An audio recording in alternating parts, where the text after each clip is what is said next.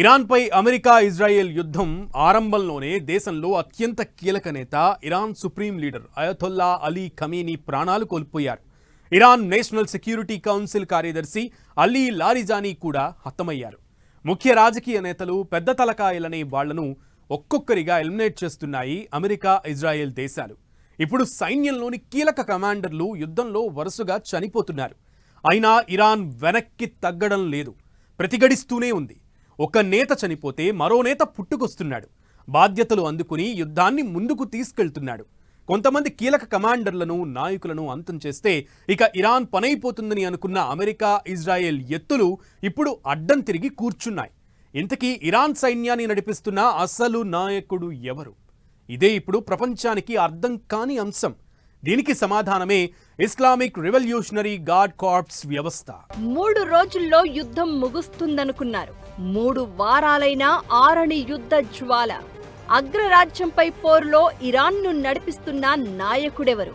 America Israel ఎత్తులను IRGC ఎలా చిత్తు చేస్తోంది? ఇరాన్ దేశానికి అత్యంత కీలకమైన రక్షణ గూఢచర్య వ్యవస్థ అంతా ఇస్లామిక్ రెవల్యూషనరీ గార్డ్ కార్ప్స్ చేతుల్లో ఉంటుంది. ఇది అన్ని దేశాల రక్షణ వ్యవస్థల కంటే చాలా భిన్నం, అలాగే శక్తిమంతం కూడా. ఐఆర్జీసీ అనేది ఇరాన్ దేశపు అత్యున్నత నాయకుడైన సుప్రీం లీడర్ ప్రత్యక్ష పర్యవేక్షణ, నియంత్రణలో పనిచేసే ఒక ఎలైట్ సైనిక వ్యవస్థ. ఇందులో సుమారు 1,90,000 కంటే ఎక్కువ మంది సభ్యులున్నారు.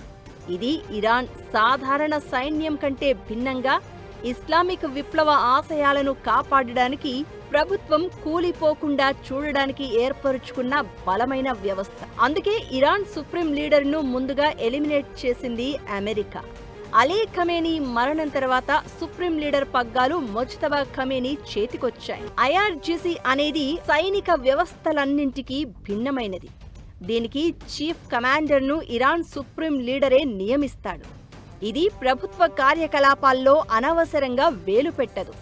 దేశ రక్షణ, ఇంటెలిజెన్స్ కు సంబంధించిన అంశాలను మాత్రం సుప్రీం లీడర్కే నివేదిస్తుంది. ఐఆర్జీసీలో 5 విభాగాలున్నాయి: Quds force, Basij resistance force, navy and aerospace force, ground forces, intelligence department. ఇవన్నీ దేశ రక్షణలో అత్యంత కీలకమైన విభాగాలు. ఈ ఐఆర్జీసీ నిర్వహణ అంతా సుప్రీం లీడర్ కనుసన్నల్లో జరుగుతుంది. ఖుద్స్ ఫోర్స్ అనేది ఐఆర్జీసీలో చాలా పవర్ఫుల్ వింగ్. ఇది దేశం వెలుపల ఆపరేషన్లు నిర్వహిస్తుంది. హమాస్, హిజ్బుల్లా లాంటి మిలిటెంట్ గ్రూపులకు మద్దతిస్తుంది. విదేశాల్లో గూఢాచారి, రహస్య కార్యకలాపాల్లో ఖుద్స్ ఫోర్స్ పాత్రే కీలకం. బసీజ్ రెసిస్టెన్స్ ఫోర్స్ ఇది స్వచ్ఛంద పారామిలిటరీ సంస్థ. దేశం లోపల భద్రతను పర్యవేక్షించడం, ప్రభుత్వ వ్యతిరేక నిరసనల్ని అణచివేయడం, మతపరమైన ఆంక్షలు, కఠిన నిబంధనల్ని అమలు చేయడం ఈ బసీజ్ రెసిస్టెన్స్ ఫోర్స్ బాధ్యత.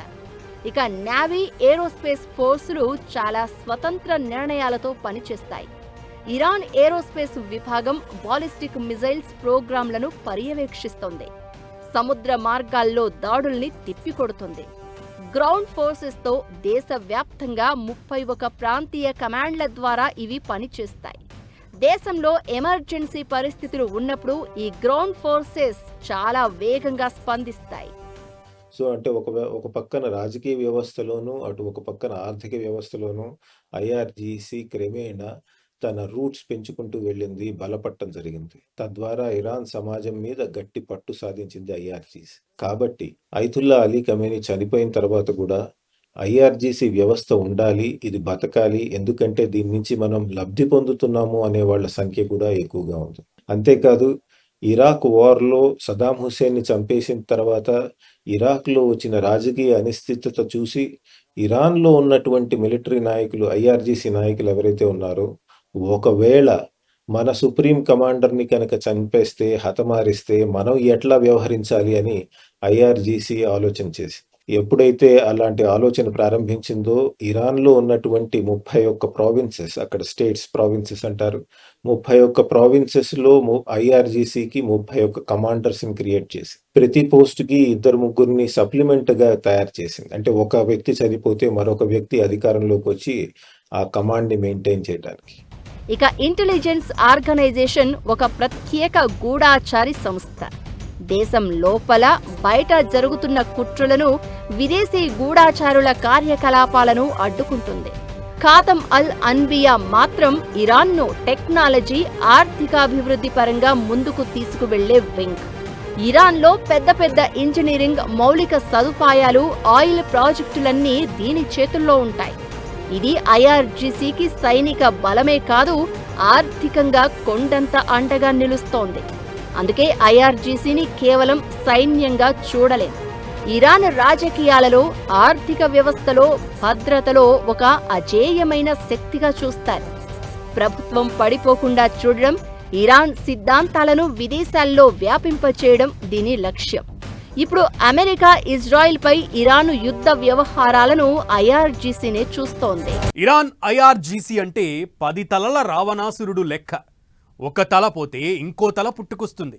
ఇరాన్ అగ్రనాయకత్వాన్ని అంతం చేస్తే ఆ దేశం కూలిపోతుందని అమెరికా, ఇజ్రాయెల్ వేసిన అంచనాలు ఇక్కడే తలకిందులయ్యాయి. వరుసగా కీలక నేతలను, కమాండర్లను అంతం చేస్తున్న ఐఆర్జీసీ కారణంగా ఎక్కడా నాయకత్వం కూలిన భావన కనిపించడం లేదు. ఐఆర్జీసీ వ్యవస్థలో నాయకత్వం అనేది ఒకరి చేతుల్లో ఉండదు. సమిష్టిగా గొలుసుకట్టులా ఉంటుంది. ఒక లింక్ తెగినంత మాత్రాన వ్యవస్థ నాశనం కాదు, మరో లింక్తో ఆ స్థానం భర్తీ అవుతుంది. ఇదే ఇప్పుడు అమెరికా, ఇజ్రాయెల్కు కొరకరాని కొయ్యగా మారింది.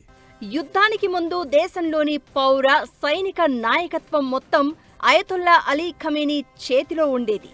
ఆయన మరణం తర్వాత ఐఆర్జీసీకి సుప్రీం లీడర్ ఖమేనీ కుమారుడు ముజ్తబా ఖమేనీ చేతికొచ్చింది. నిజానికి అయతొల్లా ఖమేనీ ఉన్నప్పుడు కూడా ముజ్తబా ఖమేనీనే యుద్ధ వ్యూహాలు, నేషనల్ సెక్యూరిటీలో కీలకంగా వ్యవహరిస్తూ వచ్చారు. ఐఆర్జీసీ అంటే 10 మంది టాప్ కమాండర్లు ఉండే వ్యవస్థ కాదు, వేల మంది అధికారులుండే చైన్ సిస్టమ్ పై ఆధారపడి ఉంటుంది. అందుకే చీఫ్ జనరల్స్, చీఫ్ కమాండర్లు చనిపోయినా వెంటనే కింది స్థాయి అధికారులు ఆ బాధ్యతల్ని తీసుకుని యుద్ధ వ్యూహాల్లో పాల్గొంటున్నారు. ఐఆర్జీసీలో అంచెలంచెలుగా ఉండే వ్యవస్థల్లో నిరంతరం యుద్ధం, పాలన కొనసాగేలా ప్రతి ఒక్కరికి శిక్షణ ఉంటుంది. అందుకే సుప్రీం లీడర్ను తొలగిస్తే చీఫ్ జనరల్, అతన్ని తొలగిస్తే చీఫ్ కమాండర్, అతడు లేకున్నా తన కింది స్థాయి అధికారులు పాలన, రక్షణ విషయంలో నిర్ణయాలు తీసుకోగలుగుతున్నారు. Iran national security guard council secretary Larijani మృతి తర్వాత